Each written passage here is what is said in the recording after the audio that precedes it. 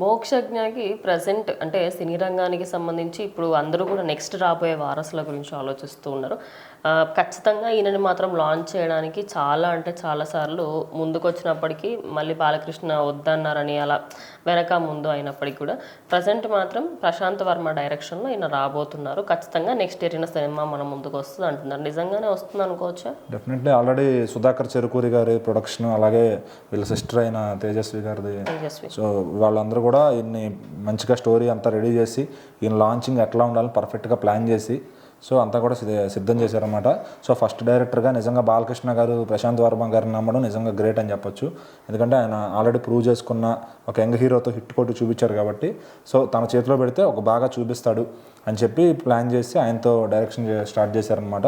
So ఇవాళ ప్రశాంత్ వర్మ గారు action begins అని చెప్పి పెట్టారనమాట. సో ఆయన్ని రెడీ చేసి సెట్లో కాకుండా అంటే మామూలు లుక్ ఇలా ఉండబోతుందని చెప్పడానికి ఆయన లుక్ అయితే ఇట్లా వదిలేరు.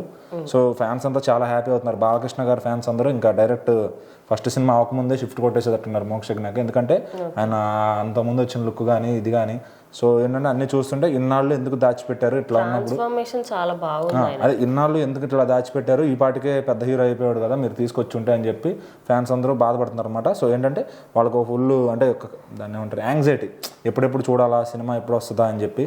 సో ప్రశాంత్ వర్మ గారిని అటు ఫ్యాన్స్ కూడా బాగా నమ్ముతున్నారు.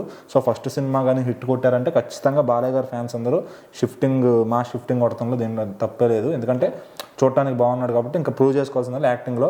సో ఆ బ్లడ్లోనే ఉంటుంది యాక్టింగ్ అనేది. కాబట్టి బాలకృష్ణ గారిని ఆయనకున్న ఫ్యాన్స్ ప్రెషర్ని అర్థం చేసుకుని నిలబడితే కనుక ఖచ్చితంగా టాప్ హీరో లిస్ట్లో ఉంటాడు.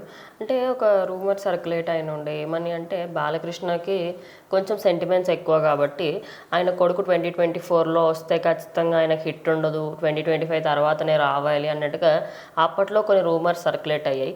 అందువల్లనే ఇన్ని రోజులు తీసుకురాలేదు మోక్షజ్ఞని బయటకి అనుకోవచ్చా? అంటే కొంచెం నమ్ముతారు జాతకాలని బహుశా.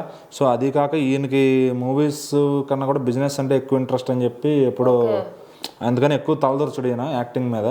సో లేదు అంటే ఇప్పుడు జూనియర్ ఎన్టీఆర్ గారి లాగా కళ్యాణ్ రామ్ గారి లాగా ముందు నుంచే వచ్చేసేవాడేమో. బట్ ఈయన లేట్ చేయడానికి ఈయన కూడా సెల్ఫ్ కారణం. సో మరి ఇంకా ఫ్యాన్స్ అందరూ కోరుకుంటున్నారు. మరి తను బాగా చేసినా చేయకపోయినా ఏమవుతుందంటే ఫ్యాన్స్ కావాలి, తర్వాత తరం వారసుడు అనేవాడు కావాలన్నమాట. ఈ సినిమా రంగం ఉన్నంత వరకు ఖచ్చితంగా ఒక హీరో బాగా చేసాడంటే అతని నుంచి వారసుడిని ఎక్స్పెక్ట్ చేస్తారు. ఎట్లయితే ఇప్పుడు నందమూరి తారక రామారావు గారి నుంచి బాలకృష్ణ గారు వచ్చారు, అక్కినేని నాగేశ్వరరావు గారి నుంచి నాగార్జున వచ్చారు, సూపర్ స్టార్ కృష్ణ నుంచి మహేష్ బాబు వచ్చారు, చిరంజీవి గారి నుంచి రామ్ చరణ్ వచ్చారు. సో ఇట్లా ఒకరికొకరు వారసులు కావాల్సిందే అనమాట. ఇప్పుడు బాలకృష్ణ గారు ఇంకా బ్యాలెన్స్ ఉండిపోయారు. సో వెంకటేష్ గారు అబ్బాయి వీళ్ళంతా ఇంకా చిన్నపిల్లలే కాబట్టి ఇంకా హీరో ఏజ్కి రాలేదు.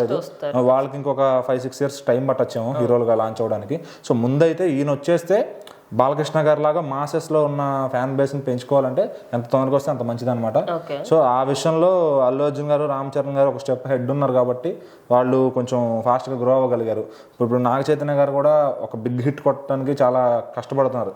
సో ఆ కష్టం లేకుండా టైమింగ్ అనేది ఉంటే కనుక సో ఖచ్చితంగా ఆ ఫ్యాన్స్ ఎప్పుడు గుండెల్లో పెట్టుకుంటారు. సో మరి ఈయనకి బ్యాకప్లో బాలకృష్ణ గారి సజెషన్స్ ఉంటాయి, వాళ్ళ సిస్టర్ సజెషన్స్ ఉంటాయి.